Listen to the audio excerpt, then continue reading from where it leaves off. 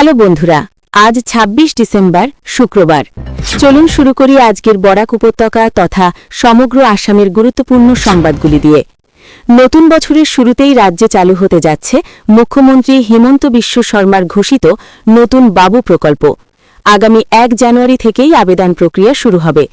এই প্রকল্পের আওতায় যুবতীদের পাশাপাশি এবার যুবকরাও মাসিক পকেট খরচ বা আর্থিক সহায়তা পাবেন বলে জানিয়েছেন মুখ্যমন্ত্রী।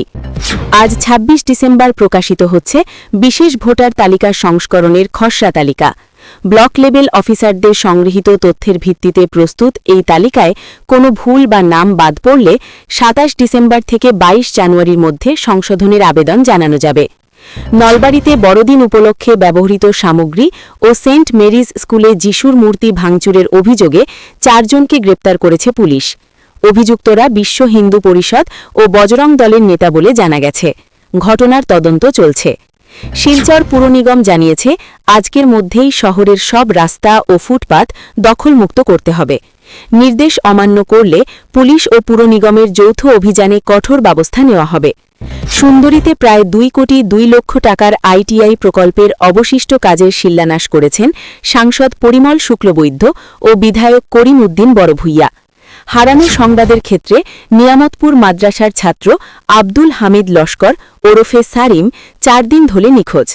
পরিবারের পক্ষ থেকে অনুরোধ, কেউ সন্ধান পেলে নিকটস্থ থানায় অথবা ৬০০০১৫০৪২৪২ নম্বরে যোগাযোগ করার জন্য।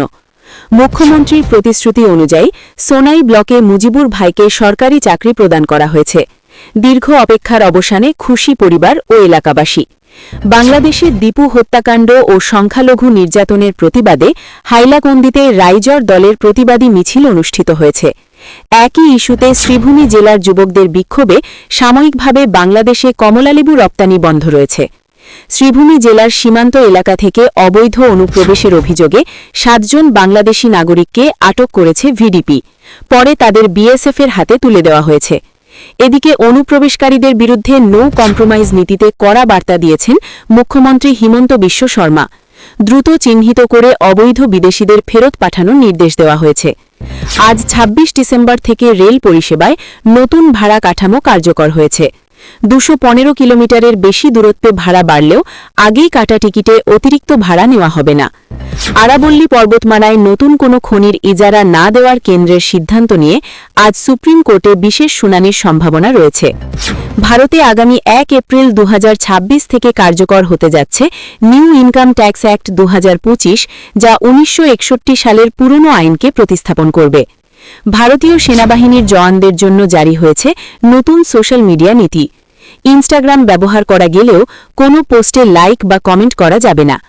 দিল্লিতে প্রাক্তন প্রধানমন্ত্রী অটল বিহারী বাজপেয়ীর জন্মজয়ন্তীতে প্রধানমন্ত্রী নরেন্দ্র মোদী উদ্বোধন করলেন অটল ক্যান্টিন, যেখানে মাত্র ৫ টাকায় খাবার পাওয়া যাবে।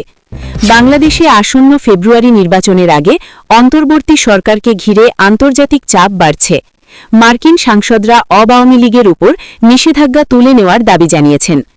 আন্তর্জাতিক খবর অনুযায়ী নাইজেরিয়ার মাইদুগুরি শহরের একটি মসজিদে বোমা বিস্ফোরণে অন্তত ৭ জন মুসল্লি নিহত হয়েছেন। সবশেষে আবহাওয়ার খবর, আজ বরাক উপত্যকার ৩ জেলায় শীতের প্রকোপ বেশি থাকবে।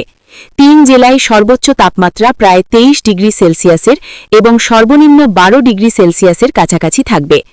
এই ছিল আজকের বিশেষ সংবাদ। ভিডিওটি ভালো লাগলে লাইক করুন আর এইভাবে প্রতিদিনের তথ্যপূর্ণ খবর পেতে চ্যানেলটি সাবস্ক্রাইব করতে ভুলবেন না। ধন্যবাদ বন্ধুরা। আগামীকাল আমার দেখা হবে নতুন খবর নিয়ে। জয় হিন্দ।